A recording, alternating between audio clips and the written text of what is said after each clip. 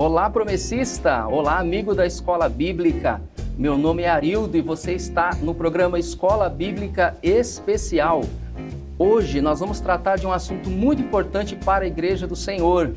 Nós já estudamos nas lições anteriores sobre um povo e uma missão. Quem é o povo de Deus e qual é a missão do povo de Deus?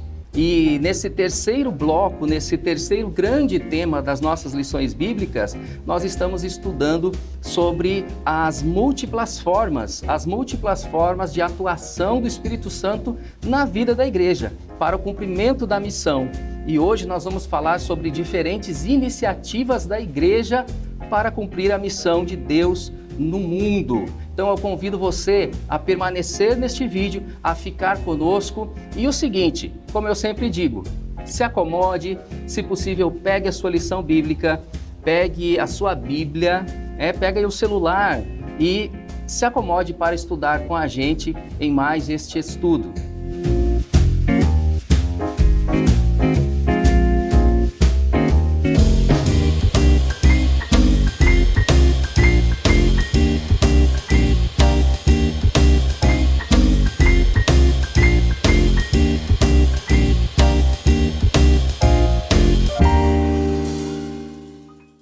Imagine uma semente sendo plantada no solo.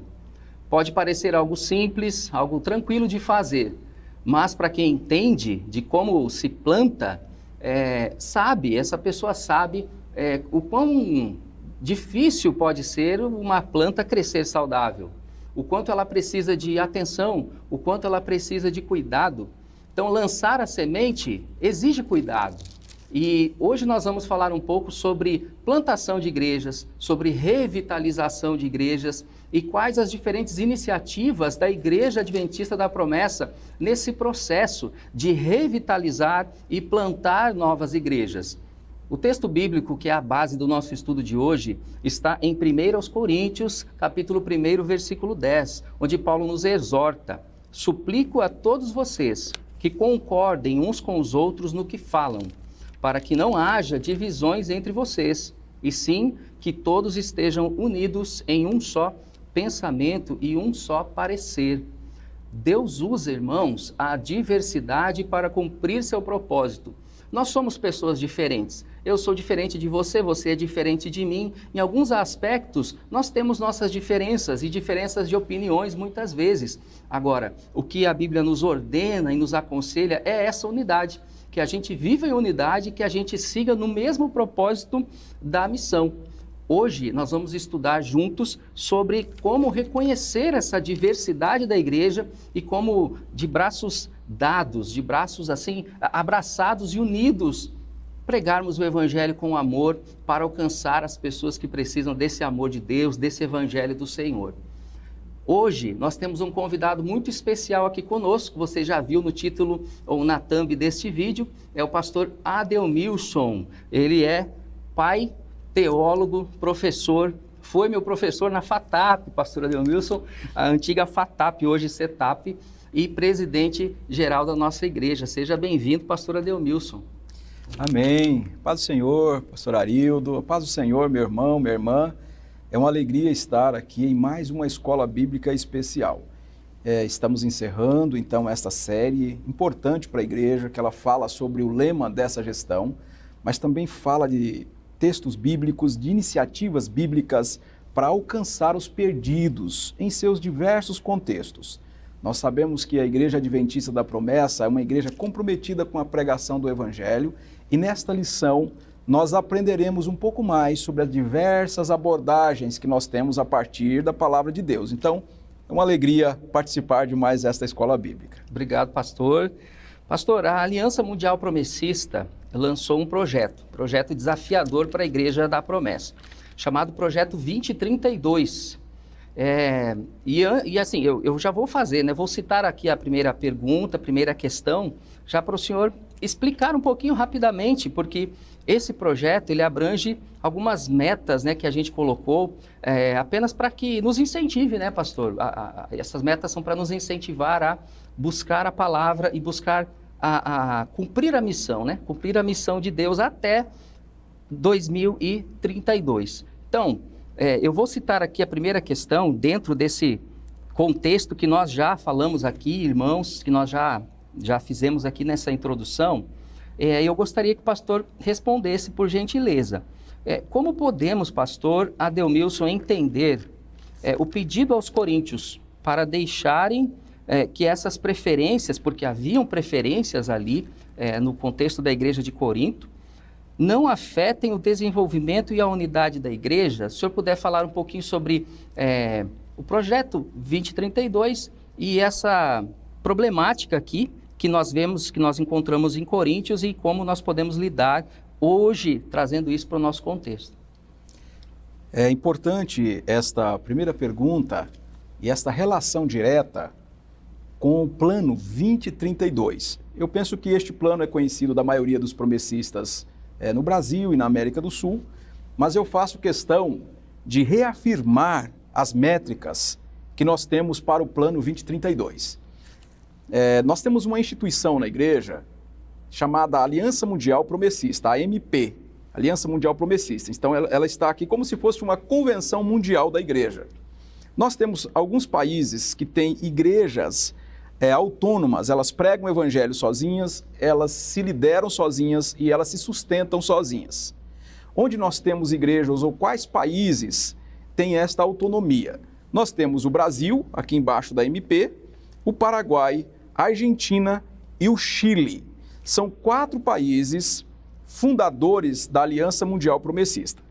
E esta organização internacional da igreja, que é a Aliança Mundial Promessista, ela tem um sonho, um plano, e este plano é distribuído com estes países, esses 4 países, e com os outros 14 países, onde nós temos igrejas adventistas da promessa. Quais são esses números que nós chamamos de sonho, uma linha de chegada? Nós estamos agora na contagem regressiva para o ano 2032, que é o centenário da nossa igreja, 1932, 2032, 100 anos da Igreja da Promessa. Pois bem, nós sonhamos em chegar a 24 de janeiro de 2032 com 100 mil adventistas da promessa no mundo, plantarmos 100 novas igrejas, formarmos 100 pastores e missionárias e alcançarmos os continentes. Então, hoje nós temos igrejas da promessa no continente americano, europeu, asiático, africano. Estamos com a inclinação agora de plantarmos igreja ou na Austrália, ou na Nova Zelândia, ou são os principais países da Oceania. Como nós temos adventistas da promessa na Austrália, nós estamos interagindo com esses promessistas que residem na Austrália, com a intencionalidade de plantarmos uma igreja na Oceania. Então este é o plano 2032. Além dessas métricas que eu disse a vocês, nós também pensamos em construir 3 bases missionárias. Uma base em São Paulo, inclusive nós estamos hoje no estúdio da TV Viva Promessa, onde inauguramos a nossa base para o Brasil e para a América do Sul, em Cosmópolis, onde temos o seminário, a TV, a administração sul-americana da igreja, onde funciona também a sede da Aliança Mundial hoje, aqui em Cosmópolis. Estamos com a intencionalidade de organizarmos uma base também em Moçambique, Nampula. Inclusive, nesta semana, se Deus permitir, nós estaremos lá, inaugurando uma parte do projeto lá. Nós temos um terreno de 30 mil metros quadrados, lá em Nampula.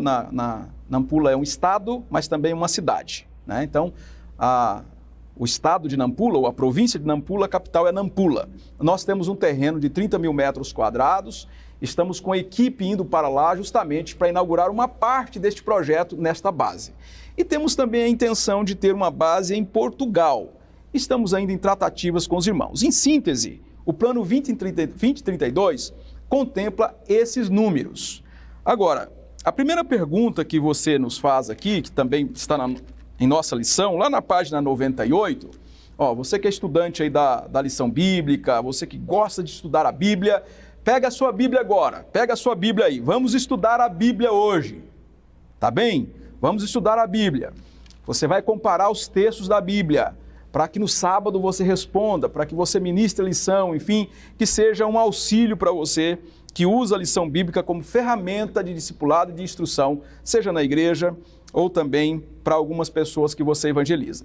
O texto, Arildo, vai dizer assim: irmãos, em nome do nosso Senhor Jesus Cristo, suplico a todos vocês que concordem uns com os outros no que falam. Então, Paulo está chamando a atenção da igreja coríntia, que os irmãos da igreja de Corinto, que eles tenham unidade por conta da missão. Ele vai dizer, olha, vocês precisam ter unidade no que falam. Vocês precisam ter unidade no que pensam. Vocês precisam ter unidade no propósito. Então, Paulo está dizendo assim, olha, eu sei que todos nós pensamos e gostamos de coisas diferentes, temos opções diferentes, gostamos de estilos de cultos diferentes, estilo de igreja diferente, músicas evangélicas, né? Hinos, corinhos, né? Eu sou do tempo do corinho, né? Então, louvores diferentes. Eu também, olha que eu também, eu já não estou muito novinho, não. Então, você tem preferências. Agora, Deus tem uma missão, a igreja não tem missão, quem tem missão é Deus. A gente chama de Missio Dei, é o Deus da missão. Desde Gênesis capítulo 3, e você vai perceber que todos os sentidos foram embotados em Gênesis capítulo 3. Lá em Lucas capítulo 15, eu repito sempre essa referência, porque lá nós estamos em fuga, desde Gênesis 3 até Lucas 15, nós estamos fugindo da presença de Deus. E aí, de repente, nesta fuga, Deus está em busca dos seres humanos perdidos. Então Deus tem uma missão, a missão é de Deus. Jesus Cristo cria uma igreja, porque a missão é de Deus. Deus envia Jesus.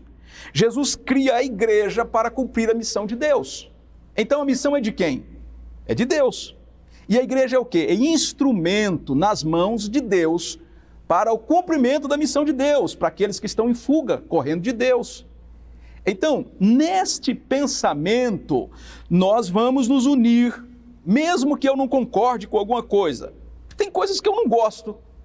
Tem coisa na igreja que você não gosta também? Tem também, pastor. Tem. Eu não gosto de alguns estilos, não vou falar aqui porque o pessoal vai começar a me emparedar com algumas preferências que eu acho que são pessoais. Isso.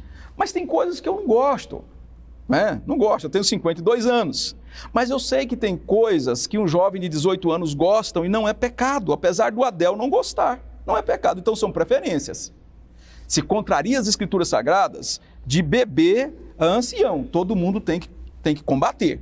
Mas quando são preferências, e a lição vai chamar aqui de preferências mesmo na primeira pergunta, são essas preferências, eu preciso abrir mão de algumas coisas por conta da missão. Então, o que eu falo? Eu preciso cuidar com o que eu falo, inclusive nas redes sociais, tá joia? Inclusive nas redes sociais. O que você fala nas redes sociais, o que você fala nos grupos para os irmãos da igreja, nos grupos de WhatsApp, mas também nos grupos de amizades que você tem na igreja. De repente, você está lá numa pizza de sábado à noite, depois dos cultos, que a gente tem sábado à tarde, às vezes sábado à noite, ou domingo depois do culto, você vai a um local, um lanche, e aí você começa a reclamar de tudo que tem na igreja. Paulo está dizendo que a gente tem que focar, por conta da missão, eu vou ter disciplina na fala. Mas é porque o Adel gosta de tudo? Não. É por causa da missão. Por causa da missão. Estamos entendidos? Segundo ponto, ele vai dizer um só pensamento. Agora, a gente pensa diferente, mas por conta da missão, nós vamos pensar no mesmo sentido. E nós temos um propósito. Então, quando a gente traz aqui o plano 2032, você não precisa gostar do plano 2032. Agora, você precisa falar a mesma coisa. Você precisa ter um só pensamento por conta da missão. E você precisa focar no propósito. E aí eu já peço, para terminar minha fala aqui nessa primeira pergunta, que você ajude o seu pastor local. Quantas vezes o pastor local está batalhando para implantar um projeto, implantar um plano na igreja local, tem oposição de um lado, de outro lado, e o pastor sofre, irmãos. O pastor é humano, tem esposa, tem filhos. O pastor vai para casa e perde o sono também. O pastor vai para casa e se preocupa com o que as pessoas estão fazendo de oposição, às vezes nos bastidores. E eu preciso falar com você. Por quê? Porque Deus nos chamou para liderar a igreja da promessa nesse tempo. Então ajude o seu pastor, seja sinal de bênção na sua igreja. Quando o pastor encerrar a carreira dele aí na igreja local, que ele possa dizer assim, olha, como o Arildo foi bênção na minha vida, ou como o Adelmilson foi bênção na minha vida. Que triste é o pastor sair de um campo e falar assim, olha, eu tentei tudo, mas a família X não deixa passar nada. Se for contra o evangelho, você tem que levantar a voz. Agora, se for por preferência, não. Aí Paulo está dizendo para a gente, olha, ajude o seu pastor. Una num pensamento, num propósito de evangelização local. Ajude o superintendente regional, ajude o presidente geral, ajude o projeto 2032. Irmãos e irmãs, nós somos convocados por Deus para uma grande missão. Eu sempre penso, Arildo, quando alguém está criticando a igreja da promessa, eu sempre penso na iniciativa de Neemias. Estamos fazendo uma grande obra, a gente não vai parar, a gente não vai descer. Amém. Não vai. E nós estamos enxergando uma grande obra. Deus está impelindo a igreja para novas fronteiras, para novas geografias, que nós não tínhamos ideia há 20 anos atrás. É um trabalho do pastor Adelmilson? Não. É um trabalho do Espírito, mas também é um trabalho sequencial de muitos que vieram antes do Adel, há 20, 30 anos, há 15 anos, há 4 anos. E eu estou, por misericórdia agora, colhendo muito fruto daquilo que foi semeado lá atrás. Então, se una nesta grande colheita de almas, que a Igreja Adventista da Promessa está no rumo certo, no caminho certo, e nós vamos crescer para a glória de Deus. Pastor, estudando essa lição, eu me lembrei, pastor e irmãos, eu me lembrei de uma conversa que eu tive com o Senhor em 2015, e o Senhor disse uma coisa para mim, eu não lembro bem as palavras exatas, mas que até hoje eu lembro e mudou muita coisa na minha vida, assim, da minha visão. E eu gostaria de compartilhar com os irmãos. Há pouquinho tempo atrás, antes da nossa conversa, lá em 2015, um pastor tinha organizado uma vigília, uma vigília regional, se eu não me engano, onde eu estava, né, no estado onde eu estava, e assim... Aquela vigília que tinha muito louvor, pastor, muito louvor. Era louvor aqui, louvor ali, convidado de fora, e convidado especial, e louvor, e louvor. E eu vou confessar essa preferência, né? Eu acho que eu posso confessar essa preferência. Eu amo louvores, gosto, toco alguns instrumentos e tudo, gosto muito, muito, muito. Mas naquele momento eu pensei que faltou um pouco mais de palavra, de ensino, né? Era um momento que poderia ser assim usado para o ensino, enfim. E eu lembro que o senhor falou assim exatamente, algo que hoje nós estamos estudando aqui sobre a ênfase ministerial. Eu não lembro exatamente as palavras que o senhor disse, mas o senhor me deu clareza naquele momento sobre exatamente isso. Cada obreiro, né, cada servo de Deus tem uma ênfase no seu ministério, que por vezes é diferente da ênfase de outro irmão, de outro pastor, de outro líder.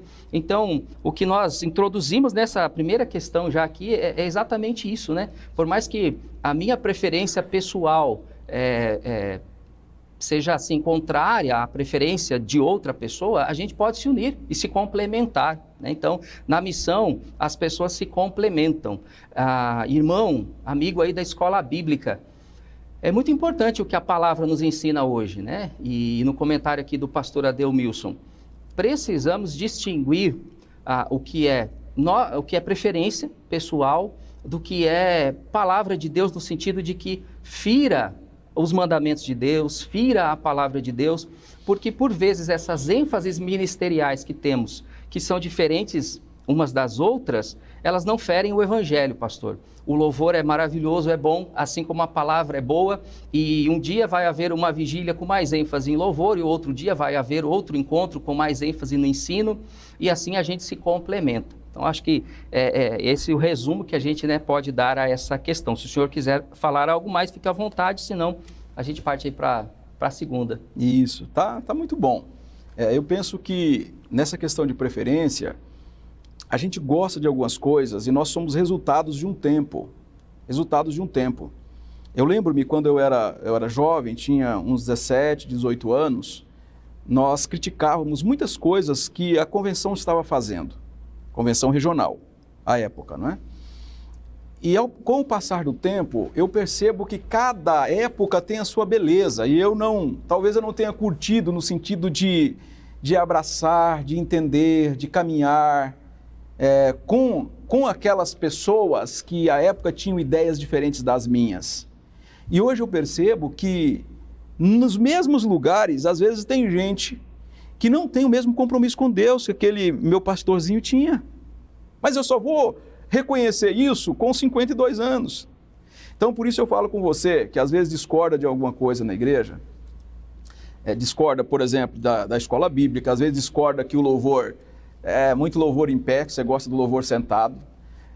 A oração só em pé, não tem de joelho. Quando tem oração ajoelhado, o pessoal reclama que tem que ter mais oração em pé.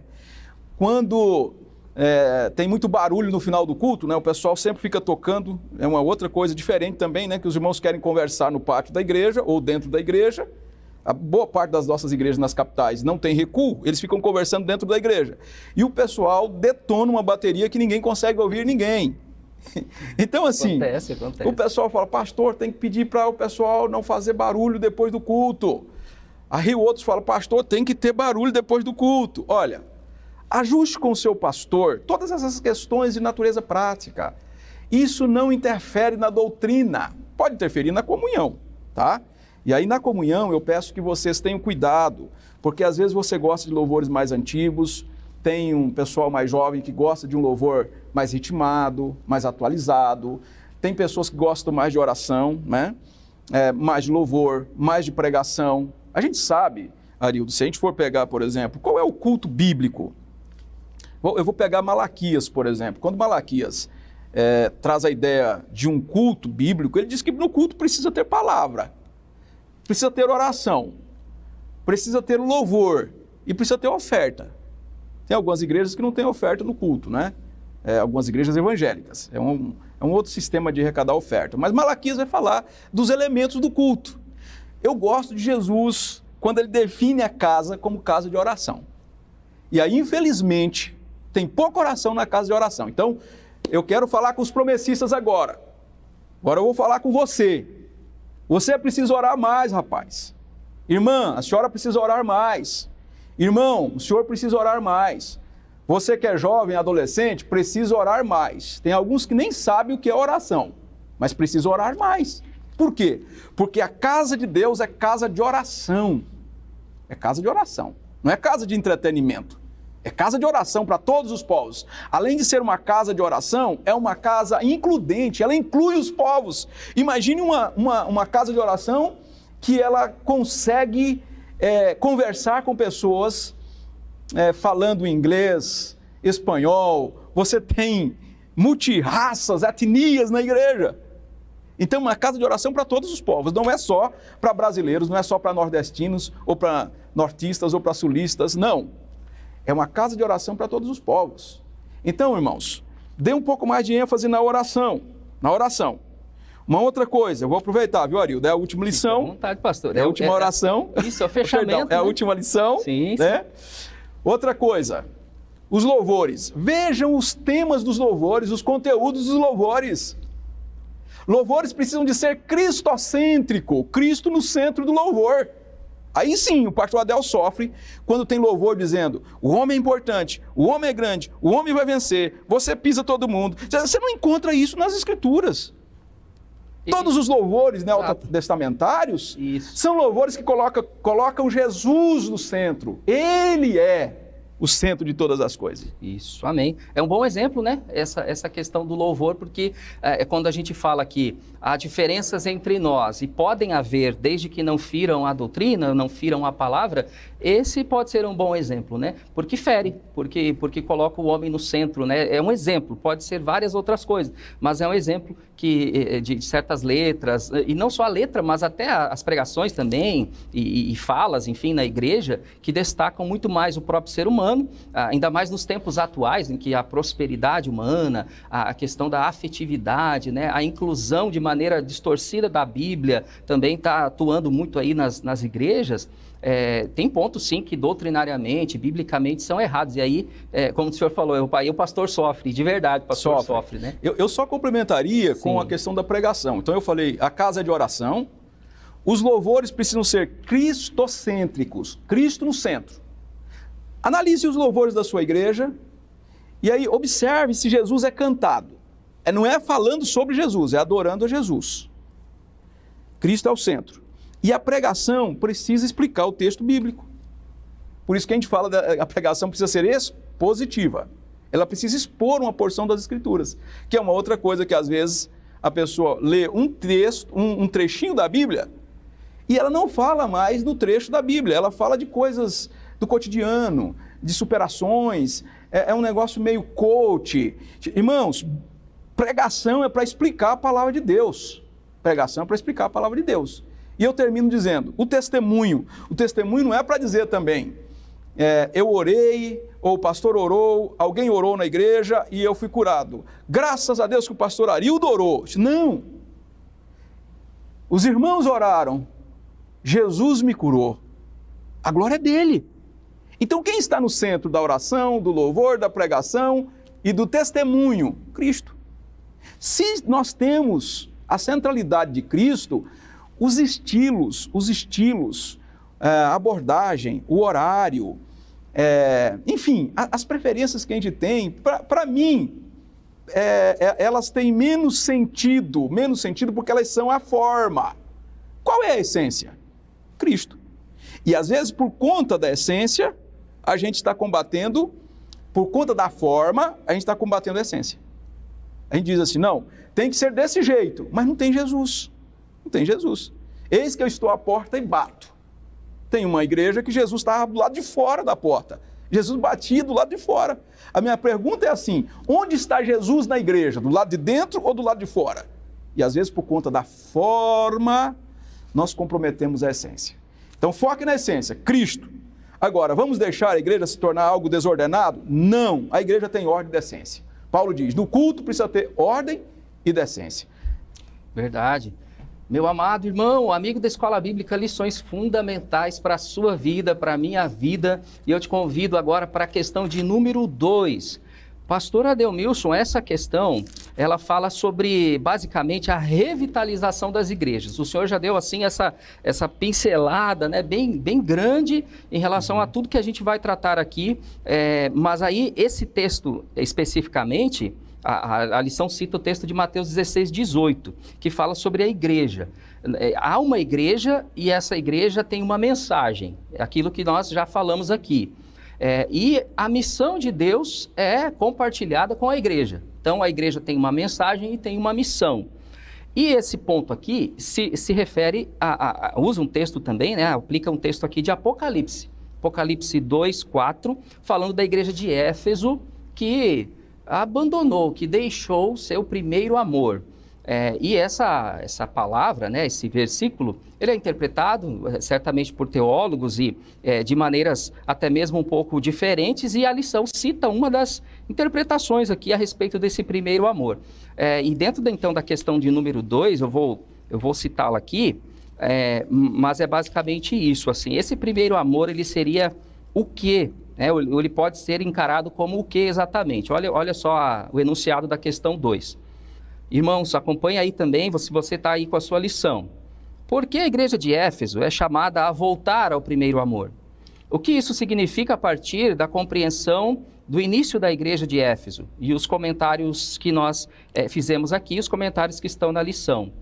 Como essa realidade aponta para a necessidade atual da revitalização de nossas igrejas? Até porque, pastor, existem igrejas bastante tradicionais e antigas na nossa denominação, que são pilares, que são fundamentais para a subsistência até mesmo da Igreja Adventista da Promessa. Deus tem trabalhado ativamente nessas igrejas, trazendo novas pessoas, trazendo irmãos, fortalecendo esses irmãos, mas cabe sempre, e nós vamos chegar ainda mais para frente lá, cabe uma reflexão de como nós estamos lidando dentro das nossas igrejas. Essas igrejas mais tradicionais e igrejas mais novas. E a gente gostaria de ouvir o seu comentário aqui sobre esse primeiro amor. Será que precisamos voltar e por que precisamos voltar e o que isso significa?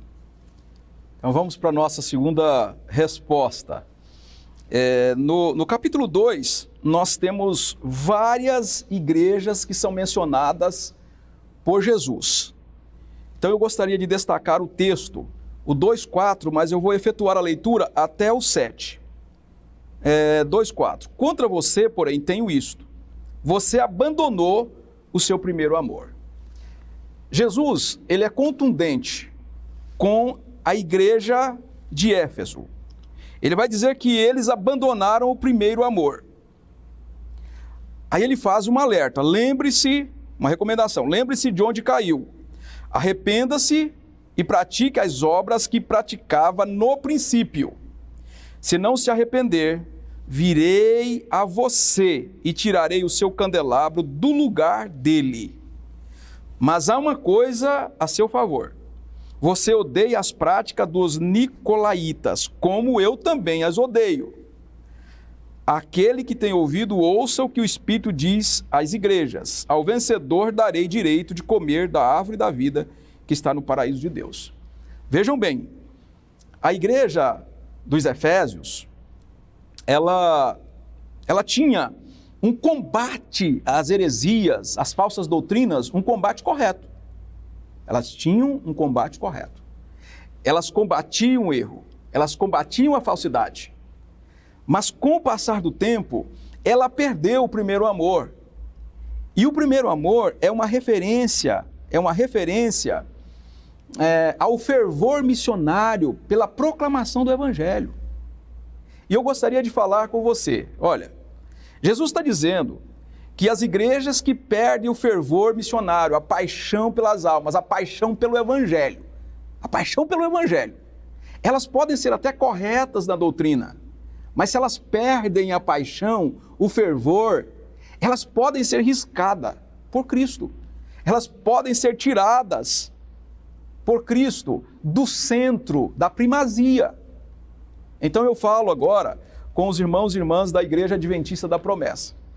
Será que algumas igrejas não têm se importado muito com o combate à doutrina, com o combate às falsas doutrinas, e têm errado a mão no sentido de desprezar a paixão, a pregação, o fervor missionário, o ardor missionário? Se isso está acontecendo, a recomendação de Jesus é para nós também. Arrependam. Vejam onde foi que vocês caíram e voltem-se para a centralidade. Ou seja, voltem a proclamar o Evangelho. Igrejas tradicionais, irmãos e irmãs, igrejas tradicionais, igrejas antigas, o Arildo disse aqui algumas igrejas históricas, eu não sei, me lembro agora. Antigas, tradicionais, né? Não é sinônimo de igreja que não está em revitalização. Não. Exatamente. Tem igreja de 150 anos no mundo que são atuais e estão ganhando almas. Boas igrejas. As principais igrejas que ganharam almas no passado, no centro de Londres, por exemplo, continuam ganhando almas hoje. Tem igrejas nos Estados Unidos que continuam ganhando almas hoje. Então, ser uma igreja mais tradicional não significa que você não é revitalizado. Por quê? O que é revitalização? É ter a vida do Espírito na igreja. Revitalização, em outras palavras, é quando o Espírito vem e sopra com poder. Pense comigo aqui, olha. Pense comigo. Você tem um barco a velas. Você tem um barco a velas e você sempre tem... a vela está sempre enrolada. Nunca está içada. Vem o vendaval e você fala assim, olha, não tem jeito, eu não consigo sair do lugar. Agora você vai içar as velas, vem o vento, enche agora tudo que tem da estrutura desse barquinho e o vento leva para alto mar. O que é a revitalização? A revitalização é você consertar as velas. E aí o pastor pode consertar as velas. Por exemplo, uma boa recepção na igreja, um bom louvor na igreja, uma pregação estruturada que as pessoas consigam entender começo, meio e fim, um bom serviço de pós-culto, porque às vezes o pecador vem à igreja, se rende a Jesus e ninguém nunca mais aborda. Então, um bom pós-culto. Isso tudo é um serviço humano. A gente pode fazer isso na revitalização. Agora, pode fazer isso até Jesus voltar. Se o Espírito não soprar, não tem revitalização. Revitalização é o preparo humano e o sopro do Espírito. Quando nós levantamos as velas, o Espírito sopra com poder, então essa igreja ela vai para alto mar. Revitalização, então, é você consertar algumas coisas na igreja. Será que a nossa igreja precisa consertar alguma coisa? Uma recepção melhor, um louvor melhor, um pós-culto melhor, uma abordagem melhor, uma recepção no sentido de acolhimento melhor. Eu diria mais, revitalização é quando você está preocupado também, com o entorno da igreja. Você revitaliza a mensagem externa. O que as pessoas pensam da igreja? Por exemplo, as pessoas que moram no entorno da igreja, elas têm noção de que a igreja está ali para alterar a realidade delas? Não tem, muitas não têm. Então eu também vou revitalizar a minha visão, porque a igreja é para os de fora. A igreja é para os de fora, né? Dietrich Bonhoeffer, um pastor que morreu em 1945, na Alemanha, ele dizia que a igreja só é igreja quando é para os de fora. Ou seja, a igreja existe para a edificação dos irmãos, mas ela é para os de fora. Então a igreja é o povo de Deus em missão no mundo. Então a gente revitaliza aqui dentro, a gente pensa nos de fora também, e a gente ora agora. Agora é orar. Orar, jejuar, buscar a face de Deus. Porque se o Espírito não soprar, meu irmão, minha irmã, você pode ter a melhor igreja do mundo. Lá em Los Angeles, as principais igrejas da Califórnia, igrejas poderosíssimas, igrejas construídas por milhões, chegando à casa de quase $1 bilhão, estão fechadas. Estão fechadas. Eu tenho visitado algumas igrejas na Europa, a Alemanha, na América do Sul, e às vezes nos Estados Unidos. Igrejas poderosas há 200 anos atrás estão fechadas. Estão fechadas. Quem está comprando essas igrejas são igrejas pentecostais do Brasil, que está comprando essas catedrais para pregar o evangelho vigoroso lá.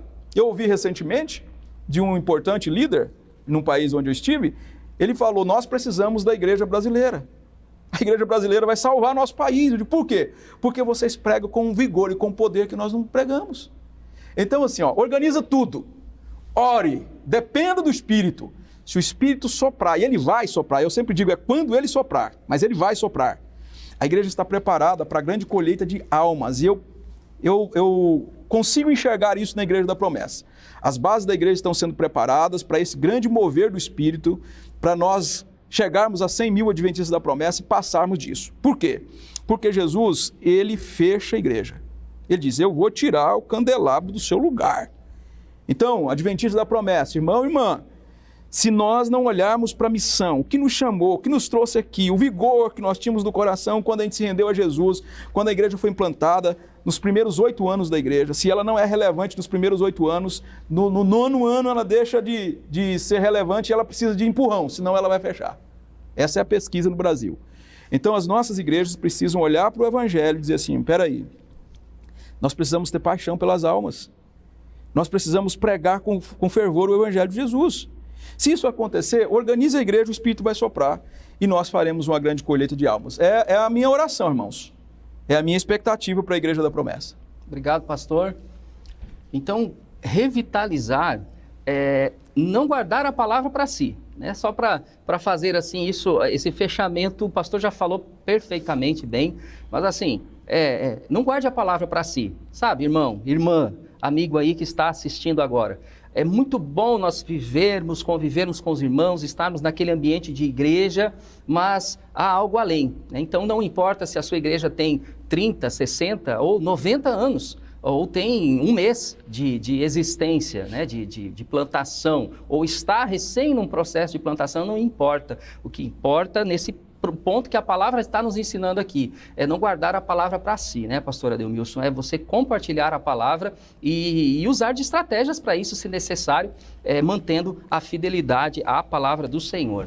Terceira questão, meus irmãos, olha só, agora é sobre a plantação especificamente de novas igrejas, o nosso assunto nesse tópico aqui, nesse ponto. A questão, ela fala o seguinte, a partir da parábola do semeador, registrada em Lucas, capítulo 8, versículos 5 ao 15. E da ação dos apóstolos, ao conhecer cada cidade em que eles vão plantar uma igreja, pede para que a gente reflita. Eu gostaria que o pastor refletisse um pouco sobre isso. da necessidade, pastor, da gente atentar para o solo, a realidade da cidade ou do bairro, ou especialmente das pessoas de certa localidade, né? Para plantar uma igreja, né? A importância de nós atentarmos para o solo. Porque a semente é a palavra, né, pastor? A semente é a palavra. A semente, ela ela não muda. É a mensagem de salvação do homem, né? Do arrependimento, da salvação. Mas dentro desse contexto aqui, qual é a necessidade de atentar para o solo, pastor? A terceira questão, nossa lição, ela vai estar aqui em torno de Lucas capítulo 8. Eu vou efetuar a leitura somente da explicação da parábola. E depois eu faço o comentário. No versículo 11, Jesus vai dizer, olha, Lucas vai dizer, né, usando as palavras de Jesus, este é o significado da parábola. A semente é a palavra de Deus.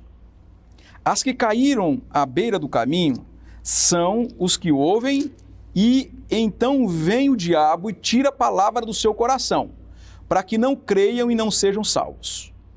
As que caíram sobre as pedras são as que recebem a palavra com alegria, quando ouvem, mas não têm raiz. Creem durante algum tempo, mas desistem na hora da provação. As que caíram em espinhos são as que ouvem, mas ao seguirem seu caminho, são sufocados pelas preocupações, pelas riquezas, pelos prazeres desta vida e não amadurecem. Mas as que caíram em boa terra são as que, com o coração bom e generoso, ouvem a palavra, a retêm e dão fruto com perseverança. Então Jesus está falando de tipos de solo. Existem solos difíceis. E o solo, Jesus vai dizer que é o coração humano. Então a parábola está focando o ser humano, a recepção que as pessoas fazem do evangelho de Jesus no momento da pregação. A nossa lição vai fazer uma ponte, na terceira questão, o autor faz uma ponte, sobre os tipos de solo que nós temos neste mundo. E a lição vai chamar a atenção sobre a análise do solo. Aqui nós temos, por exemplo, ele vai trabalhar a ideia lá na última linha, olha, a realidade da cidade ou do bairro, na plantação da igreja, tá? A partir desta parábola e da ação dos apóstolos ao reconhecer cada cidade em que vão plantar uma igreja, reflita com a classe a necessidade de atentar para o solo. E o solo, ele vai chamar aqui, o autor chama de realidade das cidades ou do bairro. O plantio é a semente mais o solo. Isso vai ter uma plantação que pode ser poucas árvores ou poucos pés, dependendo da cultura que se cultiva, ou mesmo uma grande plantação. O que nós queremos focar aqui é que há uma preocupação com os diversos solos. Como eu sei que tem diversos solos, eu preciso de diversas abordagens. Por exemplo, nós vamos pregar para um vilarejo no interior de Mato Grosso. Aí você pode ter uma ideia que esse vilarejo, ou a zona rural desse vilarejo, são pessoas que não têm acesso a muita informação. Você pode pensar. Só que hoje nós olhamos para os que residem na zona rural, no Brasil especialmente, nós não chamamos mais de rurais, mas de novos rurais ou de neo-rural. Por quê? Porque esse vilarejo que eu estou citando, hipotético aqui de Mato Grosso, eles têm lá internet, às vezes 4G, 5G, eles têm smartphone, os caras têm iPhone, eles têm parabólica, muitos têm energia solar e têm TVs com 300 canais. Então você não pode chamar ou não pode considerar aquelas pessoas como os agricultores de 50 anos atrás. Quando eu vou pregar o evangelho nesse vilarejo hipotético, eu preciso considerar que essas pessoas estão em sintonia com o mundo. E eu não posso chegar com uma mensagem desconectada do que elas estão vivendo, da situação vivencial delas. Então, se eu for a um vilarejo hoje, eu preciso olhar assim, olha, como que é o solo coletivo aqui? Essas pessoas estão conectadas com o mundo, essas pessoas estão por dentro dos principais temas do mundo, das principais catástrofes do mundo, elas têm conhecimento e noção do que está acontecendo no mundo. Agora, vamos pensar no centro de São Paulo, um centro nervoso de São Paulo, raivoso. Nós temos que pensar neste solo também. E isso leva a igreja a pensar em planejamento. Eu consigo, irmãos, planejar se uma pessoa vai decidir-se por Cristo ou não? Não. Eu sei que o Senhor tem os seus eleitos, conforme diz o Evangelho, em todos os lugares, pela presciência de Deus, Ele chama pessoas para a salvação em todos os lugares. Isso é certo, isso é certo. Você vai pregar porque pessoas vão responder positivamente o Evangelho. Agora, a igreja precisa se planejar. Nós vamos para o centro de São Paulo, é uma abordagem. Nós vamos para um vilarejo no final de Rondônia ou de Roraima. Eu estive em Roraima o ano passado, você vai encontrar gente em vilarejos lá na divisa com a Guiana Inglesa. Os caras estão com um iPhone. É impressionante como que o mundo está conectado. E a forma que a gente faz esse contato, né, pastor? Porque, assim, Deus dá várias maneiras de você alcançar uma pessoa com o Evangelho. Então, pode ser por um problema que a pessoa está passando. Se a gente não conhece o problema, enfim, não conhece o que está acontecendo com ela, qual é o contexto dela, pode ser que a gente queira, assim, transmitir o Evangelho, né, falar do amor de Deus, mas de uma forma que ela mal compreenda ou que não seja a necessidade dela naquele momento. A gente sabe que ela precisa, a necessidade de Jesus, do amor de Jesus, mas por vezes a gente levanta muros, levanta barreiras, se a gente é de um jeito, chega de um jeito em alguém que é totalmente diferente. Então esse planejamento que o pastor fala é essencial. E isso, estudar a cultura das pessoas e saber, irmãos, que as fronteiras são assim, olha. Antes a fronteira era geográfica. Ainda temos as fronteiras geográficas, nós temos, sim. Mas hoje há uma fronteira cultural. E às vezes a cultura está ao lado da sua casa. Às vezes o seu vizinho, ele tem uma cultura diferente da tua cultura. E se você não entende esse vizinho, às vezes ele é muito tradicional. É muito tradicional. Eu conheço pessoas que perderam a oportunidade de ganhar gente para Jesus, porque no primeiro contato ele começou a falar mal de quem é tradicional. Só que a pessoa era ultra tradicional. Na segunda abordagem, a pessoa disse que não queria mais ouvir. E a gente foi saber de bastidores, não, ele começou a falar de tudo que eu creio. Então, as pessoas, elas creem diferente, elas pensam diferente, elas estão envolvidas em contextos diferentes, e nós precisamos entender que o nosso vizinho é diferente, precisa do mesmo Evangelho. Voltando agora para concluir a minha fala, tem um vilarejo lá do Mato Grosso, de Rondônia, de Roraima, mas tem também do Nordeste. As pessoas estão conectadas. Então, eu não posso ir para lá imaginando que essas pessoas lá, elas são desconectadas do mundo. Eu vou para o centro de São Paulo, que é um centro nervoso. Aí eu digo assim, eu vou para lá e todo mundo está pensando no que está acontecendo no mundo. De repente você vai encontrar uma pessoa no centro de São Paulo que vive uma vida pacata. Verdade. Eu preciso estudar os diversos solos. Um europeu, por exemplo, é impressionante. Evangelizar um europeu mesmo é muito difícil. Não é a mesma abordagem do Brasil. Você fala do Evangelho 10 anos para a pessoa. Para você entrar na casa de um europeu, às vezes, tem via de regra, geralmente você vai conseguir entrar ali no primeiro ano, mas tem gente que é 4, 5 anos para você entrar numa casa. No Brasil, você entra no primeiro dia. Verdade. Chega, senta, toma um cafezinho com bolo. Tem parentes que não vão à casa de parentes consanguíneos, irmão com irmão na Europa. Ele não frequenta sem uma agenda prévia. Às vezes demora 2 anos, 1 ano, 2 anos para conseguir visitar irmãos. Se nós não estudarmos o solo, o que vai acontecer?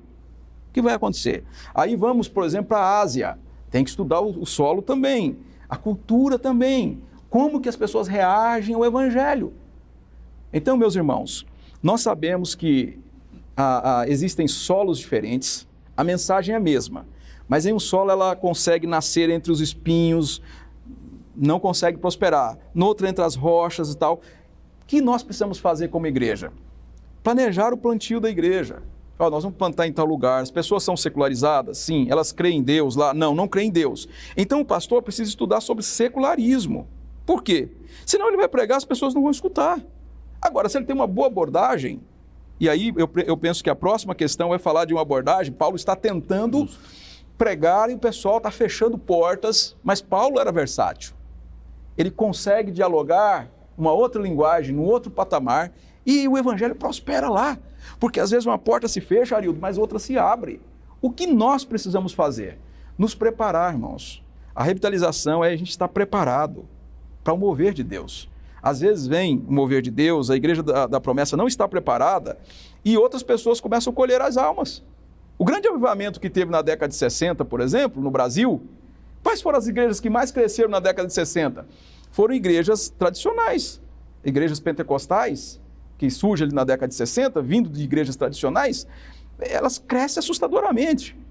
Mas a promessa poderia ser uma resposta para igrejas pentecostais, porque nós temos uma doutrina séria. Nós podemos ser uma resposta para o povo sabatista, povo que crê no batismo no Espírito Santo, passa a crer no batismo com o Espírito Santo, mas a gente tem que estar preparado.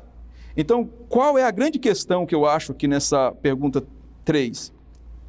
O solo é o coração humano, mas será que a gente pode fazer também uma ponte para nos planejarmos, para saber que a gente precisa preparar algumas coisas para que esta mensagem, ou que essa semente caia em um bom solo e a gente tenha um cuidado necessário para que essa árvorezinha, não é, cresça, né?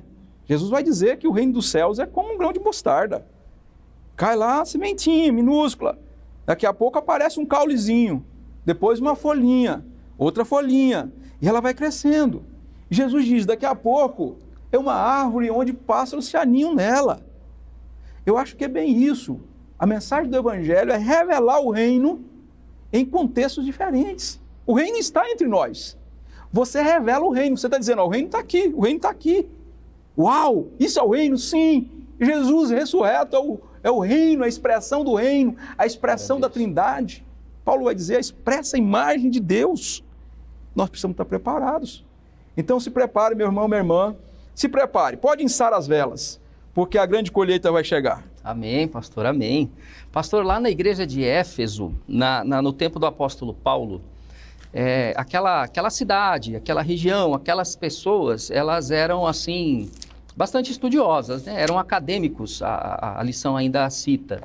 E Paulo usou de uma estratégia dentro disso que a gente está falando aqui, que foi alugar uma escola, chamada ali a escola de Tirano, e passou ali um longo tempo, cerca de 2 anos ali, abrindo um diálogo com aquela população, né? Dialogando.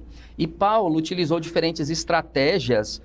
Ele prega a palavra, por exemplo, em Atenas, né? Em que ele usa ali um ponto de contato, como a gente já estudou anteriormente nas lições. Ele também prega o evangelho ali em praça pública, ele expressa o evangelho também de forma mais aberta. Aqui em Éfeso, ele dialoga com as pessoas. A palavra que a lição fala aqui, ensina para a gente, é diálogo. Ele abre um diálogo. E a questão de número 4, ela é bem simples até, e já tem relação com tudo que nós dissemos.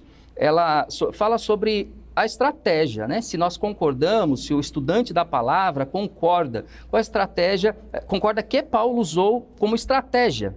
É isso de dialogar com as pessoas, né? Uma estratégia chamada assim, uma estratégia encarnacional. Por que encarnacional? A igreja é encarnacional, né? Jesus, sendo Deus, ele se encarna, ele se torna homem, ele vem, digamos assim, para esta terra, ele se faz homem. E ele convive com a gente, ele convive com as pessoas, para que a mensagem de salvação fosse proclamada, fosse pregada, né? Ele vem para a salvação do homem. O sacrifício era necessário, ele se entrega por nós, e a mensagem, para que seja entendida, ela vem por conta dessa encarnação de Jesus. A salvação do homem chega até nós por conta da encarnação de Jesus.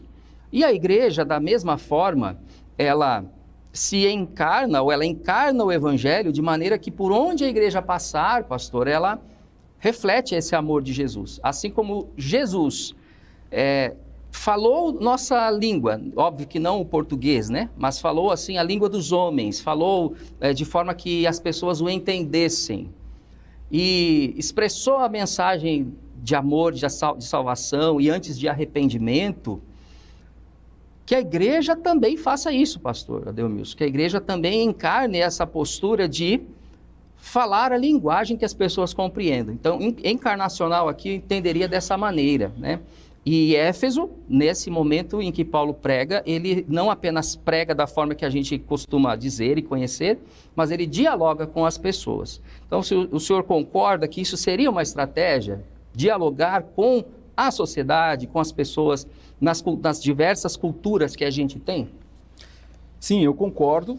E o apóstolo Paulo foi o mais preparado para levar a mensagem do Evangelho de Jesus Cristo para os gentios, para povos gentios.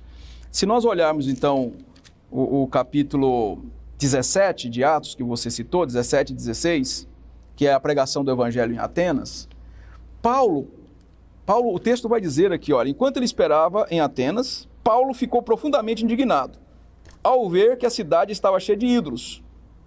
Enquanto ele esperava, ele anda pela cidade e ele vê que a cidade está cheia de ídolos e ele fica indignado. Paulo poderia começar a bater nesses caras e dizer, vocês são idólatras, vocês adoram estátuas, vocês adoram demônios, vocês adoram deuses falsos. Mas Paulo observa toda a cidade e ele precisa de um ponto de contato com a cultura. Com quantas pessoas vão dizer que aqui tem uma história antiga da Grécia, os comentaristas, digamos, mais fundamentados, eles vão dizer que não tem a ver com essa história, tem a ver com encarnar o Evangelho para a cultura. Você olhar as pessoas e saber o que as pessoas têm e o que você pode fazer de ponto de contato com elas. Então, Paulo poderia começar, versículo 22, olha. Então Paulo levantou-se na reunião do Areópago e disse, atenienses, vejo que em todos os aspectos vocês são muito religiosos. Estou usando a NVI. Sim. Ele poderia dizer, vocês são idólatras. Ele disse, vocês são religiosos. Ele chama esses caras de religiosos, porque ele precisa chamar a atenção das pessoas. Paulo parte, irmãos e irmãs, do que as pessoas querem ouvir para o que elas precisam ouvir. Parte do que elas querem ouvir, ó. Elas passam a ouvir Paulo. Aí Paulo vai dizer assim, ó, pois andando eu pela cidade, observei cuidadosamente seus objetos de culto e encontrei um altar ao Deus desconhecido. Paulo vai dizer que esse era o Deus que ele pregava. Quando as pessoas prestaram atenção nele, ele precisa, Arildo, só de 2 versos para dizer assim, olha, mas Deus não habita em templos feitos por mãos humanas. Ele desfaz, mas as pessoas já estavam prestando atenção nele. Então, Paulo parte do que as pessoas precisam ouvir para o que elas precisam ouvir. E elas escutam. Sim. E olha o final aqui, olha.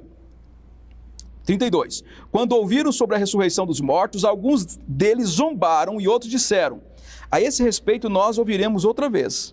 Com isso, Paulo retirou-se do meio deles. Alguns homens juntaram-se a ele e creram. Entre eles estava Dionísio, membro do Areópago, e também uma mulher chamada Dâmaris, e outros com ele. O final foi, as pessoas acreditaram que Jesus Cristo morreu, foi sepultado, ressuscitou dentre os mortos, foi ascenso aos céus. E Paulo prega nessa pequena partezinha da Bíblia, nessa porção das Escrituras, dizendo assim, Jesus voltará para prestar conta com cada ser humano que já viveu neste mundo. Então, Paulo, a lição vai chamar aqui de encarnacional. Eu diria que toda pregação, seja lá no vilarejo ou no centro de São Paulo, é encarnacional, toda pregação. Agora, uma diferença, a pregação precisa ser intencional, às vezes ela não é intencional. Aí, voltando aqui para o texto, olha, capítulo 19 de Atos. Agora a gente não está mais em Atenas, já estamos em Éfeso. Paulo fala do amor de Jesus Cristo. Paulo fala sobre o Espírito Santo, sobre o batismo. E aqui as pessoas vão dizer, olha o verso 4. Disse Paulo, o batismo de João foi o batismo de arrependimento. Ele dizia ao povo que cresce naquele que viria depois dele, isto é, em Jesus. Ouvindo isto, eles foram batizados em nome do Senhor Jesus. Quando Paulo lhes impôs as mãos, veio sobre eles o Espírito Santo e começaram a falar em línguas e a profetizar. Eram ao todo uns 12 homens.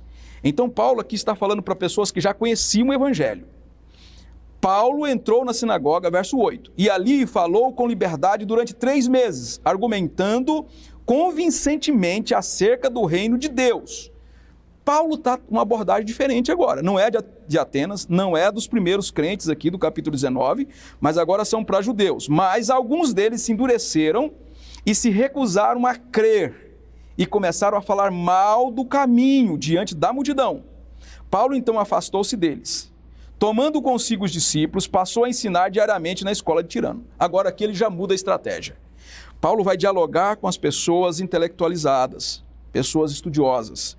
E Paulo vai falar acerca do quê, irmãos? Paulo vai falar sobre Jesus. Isso continuou por 2 anos. Olha, 3 meses lá na sinagoga, agora ele está 2 anos. De forma que todos os judeus e os gregos que viviam na província da Ásia Menor ouviram a palavra do Senhor. Aqui nós vemos Paulo mudando a estratégia. Então a igreja tem que ser intencional. Nós abordamos aqui, as portas se fecharam aqui, a gente vai mudar a estratégia. A mensagem não se muda, a estratégia. E nós vamos abordar um público diferente com a mesma mensagem do Evangelho. Sabe qual é o resultado? O mesmo de Atos 17. O mesmo de Atos 17. Olha aqui. Isso continuou, verso 10, por 2 anos, de forma que todos os judeus e os gregos que viviam na província da Ásia Menor ouviram a palavra do Senhor. 11. Deus fazia milagres extraordinários por meio de Paulo, de modo que até os lenços e aventais que Paulo usava eram levados e colocados sobre os enfermos. Estes eram curados de suas doenças e os espíritos malignos saíam deles. Na capital do poder, numa escola da filosofia. Aí você poderia dizer, mas eu tenho que falar e não posso tocar em milagres, não posso tocar em batismo no Espírito, não posso tocar em avivamento, nada, irmão. Onde a mensagem é pregada, o Espírito faz a obra. Paulo muda a estratégia, prega o Evangelho por 2 anos na escola de Tirano, dialoga com as pessoas sobre as grandes questões da existência humana, da filosofia. Mas quem era o centro da filosofia? Jesus. Quem era o centro da existência? Jesus. E qual é o resultado? Só encontramos nas Escrituras essa passagem onde as pessoas enxergam algo extraordinário, milagres extraordinários, prodígios da parte de Deus, de modo que até os lenços e aventais que Paulo usava eram levados e colocados sobre os enfermos, eles eram curados. Porque onde há poder de Deus, onde há pregação do Evangelho, há poder de Deus. A gente sabe que não é uma prática. Não vai ficar levando lenço de pastor, de bispo, de apóstolo para ninguém, não. Isso aconteceu uma vez na Bíblia, já aconteceu, tá bom? Para evidenciar o extraordinário poder de Deus. Mas a gente sabe que Paulo falando na USP, se Paulo pregasse na USP, poderia acontecer batismo no Espírito Santo. Bom exemplo. Se Paulo pregasse na Unicamp, em Salamanca, em Harvard, em Oxford, não importa em qual escola filosófica, onde o Santo Evangelho é pregado, as pessoas vão ser tocadas pelo Evangelho. E nós precisamos pregar de forma encarnacional, ou seja, eu vou enxergar o meu público, eu vou entender que o Evangelho é para essa realidade, mas precisa ser intencional. Digo, eu vou pregar, eu tenho essa abordagem por causa disso. Assim as pessoas vão entender o Evangelho. E quem está trabalhando? O Espírito, levando as pessoas a conhecerem a Jesus como Salvador. Amém, amém. Meu amado amigo da Escola Bíblica, olha só, chega aqui pertinho de mim, ouve bem o que eu quero falar para você nesse fechamento, nesse encerramento do estudo de hoje. Faça uma avaliação. O nosso Senhor te convida a fazer uma avaliação pessoal, a reunir os líderes da sua igreja, se você é um líder, se você é um pastor, a compartilhar essa mensagem com a sua igreja local, fazer uma reflexão sincera, honesta, amorosa, diante do seu Senhor, diante do nosso Senhor. Se nossa igreja precisa ou não de uma revitalização, se a sua igreja local precisa ou não retornar ao primeiro amor. É basicamente isso que nós dissemos durante todo esse estudo aqui. Revitalização e plantação de igrejas exigem novas iniciativas, ou melhor, exigem diferentes iniciativas. Alguns vão para um lado, outros vão para outro, outros entendem de um jeito, outros entendem de outra forma, mas o Senhor da igreja une a todos nós e é importante nós fazermos essa reflexão. Então fica esse convite para você e esse é o ponto de número 1 da nossa aplicação prática desta lição. O ponto de número 2 do nosso estudo nos convida a refletir sobre quando nós olharmos, quando nós observarmos pessoas que estão engajadas nessas diferentes iniciativas, que por vezes nós até discordamos em algum ponto por preferência pessoal, mas a gente percebe que não fere a palavra, não fere a Bíblia. Você vê pessoas agindo, você vê pessoas revigoradas, pessoas pregando o Evangelho. Agarre-se nessa pessoa. Vá junto com ela, né? Dê as mãos, dê os braços para ela, de braços dados, continue. Se você vê um jovem, né? Eu sei que muitos irmãos, pastor Adelmilson, irmãos até um pouco mais experientes nos assistem, né? Às vezes vê o jovem ali meio bagunçado, né? Mas ele está ali tentando pregar o Evangelho, ele está ali tentando alcançar pessoas, talvez de um jeito não muito assim, né? Que o mais antigo, o mais experiente percebe, não está muito legal. Então, assim, ele pode tentar ajudar esse jovem, né? Ele pode tentar, assim, chegar junto e não apenas trazer críticas ou qualquer tipo de desunião ou algo do tipo, né? Então, esse segundo ponto nos convida a essa reflexão. Pastor Adelmilson, as suas considerações finais. Eu agradeço desde já a sua participação aqui com a gente. Hoje foi muito importante esse estudo aqui, fechando esta série de lições, falando das diferentes iniciativas. Um povo, uma missão, múltiplas formas. Deus age por meio de pessoas de formas diferentes, nos dando dons diferentes, capacidades, habilidades diferentes. E que a igreja siga, pastor Adelmilson, nesse projeto 2032 com sucesso. Sucesso baseado na fidelidade bíblica para que a gente alcance esses propósitos que nós temos para a igreja. Amém. Obrigado, meu irmão, minha irmã, que ficou com a gente até esse momento. Arildo, obrigado pelo convite. Eu estava pensando aqui, quando o Arildo estava fazendo aqui o comentário final, na Igreja Adventista da Promessa, nós temos bons pastores, pastores de idade, bons pastores. Tem alguns que já estão meio desanimados, e aí por conta, às vezes, de alguns pastores que estão desanimados, que já abriram mão de defender a doutrina, defender a igreja, fazem críticas generalizadas.